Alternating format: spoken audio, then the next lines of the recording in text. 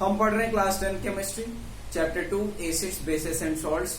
अब तक हमने ये देखा कि एसिड क्या होता है, एसिड बेस इंडिकेटर क्या होता है, एसिड के प्रॉपर्टीज कौन कौन सी हैं, और आज का जो हमारा टॉपिक है वो ये है कि सभी एसिड में क्या कॉमन होता है। What do all acids have in common. सभी एसिड में क्या कॉमन बात होती है। तो कॉमन ये है कि सभी एसिड को जब हम वाटर में डिसॉल्व करते हैं तो वो कौन सा आयन देती हैं, हाइड्रोजन आयन देती हैं। तो हम लिखेंगे all acid when dissolved in water give H plus aqueous ion। अब देखो ये जो सबस्क्रिप्ट एक्वस लगा है ना, इसका बहुत बड़ा अहम रोल है। ये जो एक्वस यहाँ पे लगा है वो क्या है, अभी थोड़ी देर बाद आपको क्लियर हो जाएगा। तो सबसे पहले ये समझिए कि सारे एसिड में क्या कॉमन होता है। तो हमने बताया कि जब भी हम एसिड को वाटर में डिसॉल्व करते हैं तो वो एसिड हमें कौन सा आयन देता है, H प्लस एक्वस आयन देता है। ये 100% श्योर रहता है कि वो आयन, वो जो कंपाउंड होगा वो क्या देगा, H प्लस आयन, तभी हम उसको एसिड बोलेंगे। चलो हम एक एग्जांपल से समझते हैं। जैसे हमारे पास एक एग्जांपल है HCl। HCl का एग्जांपल लेते हैं तो समझते हैं कि अगर हम इसको वाटर में डिसॉल्व करते हैं तो हमें कौन कौन सा अपना कॉन्स्टिट्यूएंट आयन देगा। तो देखो यहां पे हमने डिसॉल्व किया वाटर में, तो इसका एक्वस सॉल्यूशन बन गया। एक्वस सॉल्यूशन किसको बोलते हैं, वो सॉल्यूशन जब हम किसी केमिकल को वाटर में डिसॉल्व करके सॉल्यूशन बनाते हैं उसी को हम बोलते हैं एक्वस सॉल्यूशन। तो जैसे अगर हम आप चीनी अगर आप वाटर में मिला रहे हैं तो वो क्या हो गया, एक्वस सॉल्यूशन ऑफ शुगर का एक्वस सॉल्यूशन। वाटर में जो सॉल्यूशन बना है वो एक्वस सॉल्यूशन कहलाता है। तो HCl का हमने एक्वस सॉल्यूशन बनाया तो हमने देखा कि ये HCl ब्रेक हो जा रहा है अपने आयंस में। इसी प्रोसेस को हमने बोला था कि डिसोसिएशन बोलते हैं। क्या बोलते हैं, डिसोसिएशन। फिर से बता दो, एसोसिएट का मतलब जुड़ना होता है, डिसोसिएट का मतलब टूटना होता है। तो जब आयंस अपने कंस्टिट्यूएंट आयंस में टूट जाते हैं इसी प्रोसेस को बोलते हैं डिसोसिएशन ऑफ आयंस। तो यहां देखो ये कंपाउंड था, ये कंपाउंड अपने कंस्टिट्यूएंट आयंस में टूट गया जिससे वो बना था। कंस्टिट्यूएंट आयंस किसको बोलेंगे, वो आयन जिससे मिलकर के ये बना है। तो ये किससे मिलकर के बना था, हाइड्रोजन और क्लोरीन से। तो H प्लस आयन हमें मिल गया और कौन सा आयन मिल गया, Cl माइनस आयन मिल गया। Very important to note here कि जो H प्लस आयन यहाँ पे मिला है, ध्यान देना, जो H प्लस आयन हमें यहाँ पे मिला है वो अकेला नहीं रहता है, वो तुरंत जाता है और एक वाटर के मॉलिक्यूल के साथ क्या करता है, कंबाइन होकर के हाइड्रोनियम आयन बना लेता है। इसके ऊपर एक सिंगल चार्ज होता है और इसको बोलते हैं हाइड्रोनियम आयन। तो आपको समझ में आया कि सभी एसिड में एक कॉमन बात होती है, वो ये है कि जब हम उसको वाटर में डिसॉल्व करेंगे तो वो H प्लस आयन देगा। सिर्फ H प्लस आयन नहीं, H प्लस आयन कुछ देर बाद H प्लस एक्वस आयन हो जाता है। एक्वस का यहाँ क्या महत्व है वो यहां से हम समझेंगे। ये सिंपल एक H प्लस आयन था। जब H प्लस आयन एक वाटर के मॉलिक्यूल के साथ कंबाइन होकर के हाइड्रोनियम आयन बना लेता है तो इसी को हम लोग बोलते हैं H प्लस एक्वस आयन। ये बहुत जरूरी है। तो हम जहां जहां, याद रखना, कभी भी ये अकेला नहीं रहेगा। हम जहां जहां ये उल्लेख करेंगे, ये सिग्निफाई करेंगे कि भाई डिसॉल्व करने के बाद एसिड टूट रहा था, डिसोसिएट हो रहा था अपने आयंस में और H प्लस आयन दे रहा था। तो H प्लस आयन से आप तुरंत अपना इंट्यूशन बना लीजिएगा कि वो सिर्फ H प्लस आयन नहीं था, वो H प्लस एक्वस आयन था। क्यों, क्योंकि जो H प्लस एक्वस आयन होता है ना वो इस तरीके से बनता है, एक वाटर के मॉलिक्यूल के साथ H प्लस आयन कंबाइन करता है और H3O बना लेता है और इसको बोलते हैं हाइड्रोनियम आयन। तो ये रहा कि सभी एसिड में क्या कॉमन होता है। Please note it down.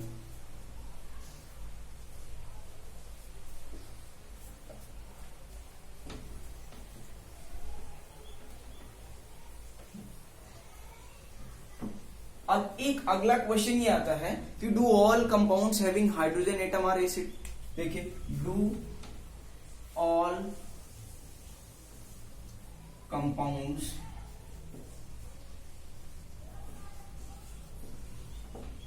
containing hydrogen atom are acid question mark. Question का ये मतलब है कि क्या सभी कंपाउंड जिसमें हाइड्रोजन पाया जाता है ये नेसेसरी है कि वो एसिड रहेगा? तो आंसर है नहीं। क्यों नहीं है? इसको हम लोग एक एक्सपेरिमेंट से समझेंगे, लेकिन उसके पहले हम एक एग्जांपल लेते हैं। जैसे एग्जांपल लेते हैं H2SO4 का, और एक लेते हैं C6H12O6 ग्लूकोज।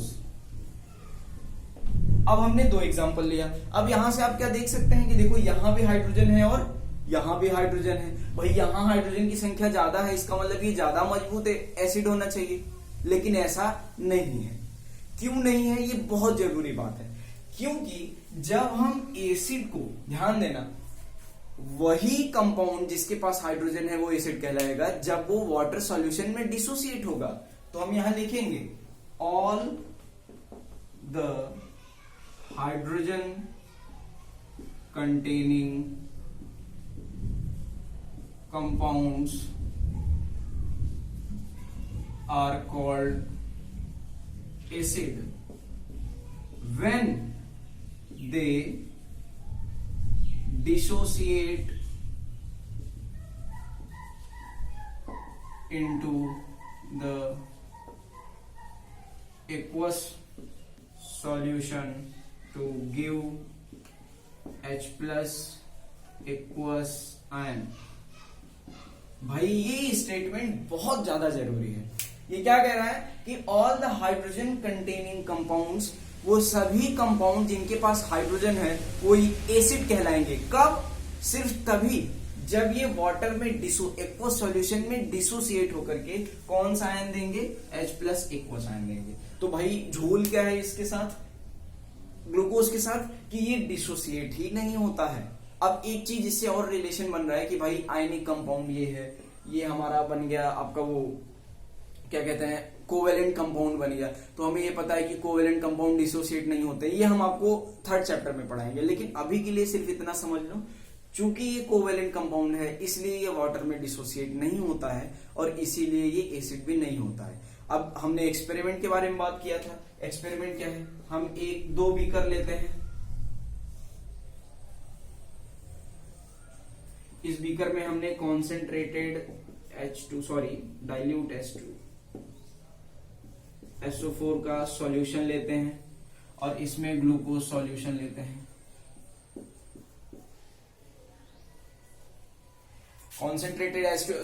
डाइल्यूट H2SO4 का सॉल्यूशन का मतलब है हमने H2SO4 को डाइल्यूट कर लिया। कैसे डाइल्यूट करेंगे? ड्रॉप बाय ड्रॉप हम H2SO4 को वाटर में डालेंगे और स्टीयर करते रहेंगे। डाइल्यूशन का प्रोसेस मैंने एक वीडियो में बताया था, उसको प्लीज देख लीजिएगा।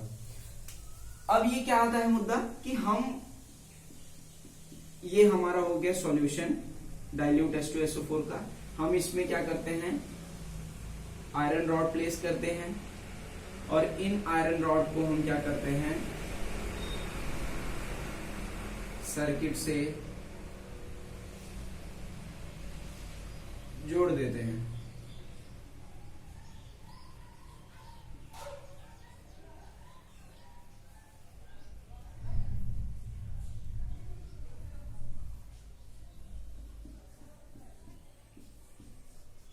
ये हो गया हमारा बल्ब। तो देखो मैंने सर्किट बना दिया। ये अगर हम डाइल्यूट H2SO4 सॉल्यूशन की बात करेंगे तो यहां देखेंगे कि बल्ब ग्लो कर रहा है। इसका मतलब क्या है? ये कंडक्ट कर रहा है, आयंस में टूट रहा है। भाई आयंस बनेंगे तभी तो टूटेगा, समझ में आ रहा है? जब ये आयंस बनेंगे, आयंस टूटेंगे, तभी तो हमें ये इलेक्ट्रिसिटी कंडक्ट होगा, इसके पहले नहीं होगा। और अगर हम बात करें ग्लूकोज सॉल्यूशन की, तो देखो ग्लूकोज सॉल्यूशन भी बना लो। सिंपली हम क्या करेंगे? ग्लूकोज का एक सॉल्यूशन बनाएंगे, उसमें 2 आयरन रॉड डिप करेंगे। दोनों आयरन रॉड से हम क्या करेंगे? सर्किट जनरेट करेंगे।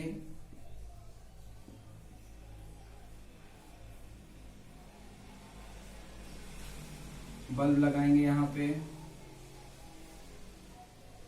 पे स्विच लगाएंगे। और इस केस में देखेंगे कि bulb is not glowing. Why? What is the reason? क्योंकि आयन नहीं टूट रहा है। भाई इलेक्ट्रिसिटी कब कंडक्ट करता है? हमने पिछली वाली वीडियो में बताया था प्रॉपर्टीज ऑफ एसिड में कि इलेक्ट्रिसिटी सॉल्यूशन तब कंडक्ट करेगा जब उस सॉल्यूशन में आयंस होंगे। जब आयंस ही नहीं है तो वो इलेक्ट्रिसिटी कैसे कंडक्ट करेगा? सिंपल सी बात है, it will not be able to conduct electricity. इसका मतलब ये H+ आयन नहीं दे रहा है, और यदि H+ आयन नहीं दे रहा है तो इसका मतलब ये एसिड नहीं है। Very good. और ये डाइल्यूट H2SO4, यहाँ पे हमने देखा बल्ब ग्लो कर रहा है। बल्ब क्यों ग्लो कर रहा है? क्योंकि सॉल्यूशन में आयंस जनरेट हो रहे हैं। आयंस कौन से जनरेट हो रहे हैं? ऑब्वियसली H+ और SO4 2- आयन जनरेट हो रहे हैं। समझ में आ रहा है ना? ये डिसोशिएट होगा तो कैसे होगा? H+ और उसके बाद SO4 2-। तो ये H+ आयन ही तो है जो कि इलेक्ट्रिसिटी कंडक्ट करा रहा है। तो समझ में आ गया होगा आपको कि किस तरीके से एक्सपेरिमेंट को हमने समझा है। एक बार फिर से इसको समझते हैं। हमने बोला कि क्या सभी हाइड्रोजन कंटेनिंग कंपाउंड एसिड होते हैं? तो मैंने आंसर दिया आपको, आंसर होगा नहीं। अब क्यों नहीं होगा? हमने आपको वो 2 एग्जांपल लेकर के समझाया। एक H2SO4 का एक एग्जांपल लिया और एक C6H12O6 ग्लूकोज का एग्जांपल लिया। हमने बोला कि हम दोनों का डाइल्यूट सॉल्यूशन बनाएंगे। H2SO4 का हमने सॉल्यूशन बनाया और ग्लूकोज सॉल्यूशन बनाया। दोनों में हमने आयरन रॉड बारी बारी से डिप किया, सर्किट बनाया, एक बल्ब भी अटैच किया। हमने देखा H2SO4 के केस में बल्ब जल रहा था। क्योंकि बल्ब क्यों जलेगा? जब कंडक्शन का एक मीडियम मिलेगा तभी तो बल्ब जलेगा। और वो कौन कंडक्ट करा रहा है? आयंस कंडक्ट करा रहे हैं। लेकिन हमने देखा कि ग्लूकोज के केस में नहीं हो रहा था, बल्ब नहीं जल रहा था। क्यों नहीं जल रहा था? क्योंकि यहाँ कंडक्शन मीडियम ही नहीं है, आयंस जनरेट ही नहीं हो रहे हैं। तभी तो भाई चार्ज कौन लेके जाता है? आयंस कैरी करते हैं, और यहाँ कोई कैरी करने वाला ही नहीं है। ये कंपाउंड शांति से बिना टूटे बैठा है। तो इसीलिए हमने ये देखा कि सभी हाइड्रोजन कंटेनिंग कंपाउंड एसिड नहीं होते हैं। सिर्फ वही होते हैं जो कि वाटर में डिसोसिएट होने के बाद, सिर्फ वही होते हैं जो कि वाटर में एक्वस सॉल्यूशन में कौन सा आयन देते हैं? H+ एक्वस आयन देते हैं। इन्हीं को हम सिर्फ बोलते हैं एसिड। और उनमें हमारा कौन कौन सा एसिड आता है? H2SO4, HCl, H2CO3, ऐसे हमारे HNO3, ये सब हमारे एसिड हो गए जो कि डिसोसिएट होते हैं। तो इसको नोट कर लीजिए। एक केस और आता है रेन वाटर का, उसको भी हम लोग डिस्कस करेंगे। तब तक के लिए इसको नोट कर लीजिए आप।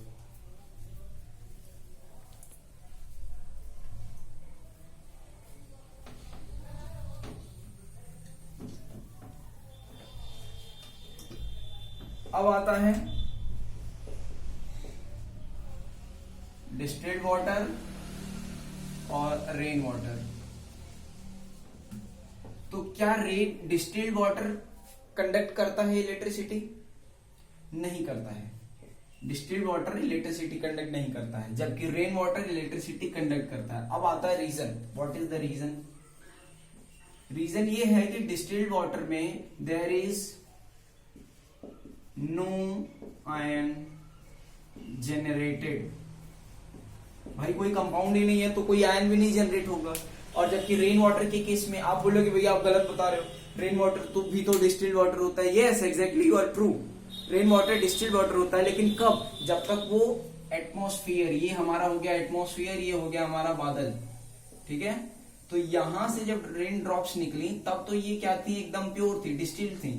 लेकिन जब ये हमारे एटमॉस्फेयर को चीरते फाड़ते आई नीचे हमारे ग्राउंड लेवल पे, तो क्या हुआ? देखो ये हुआ कि ये हमारा एटमॉस्फेयर हो गया, ये रेन वाटर।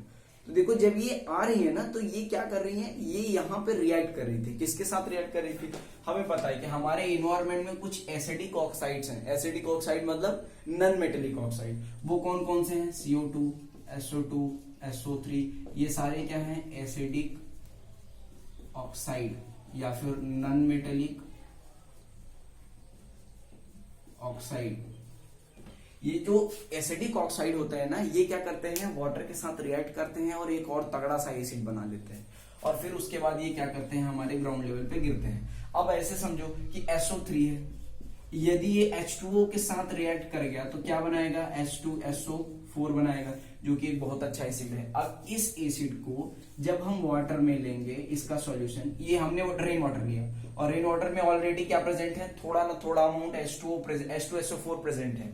अब H2SO4 को हम देखेंगे, जब इसमें इलेक्ट्रोड्स डालेंगे तो हम ये देखेंगे आसानी से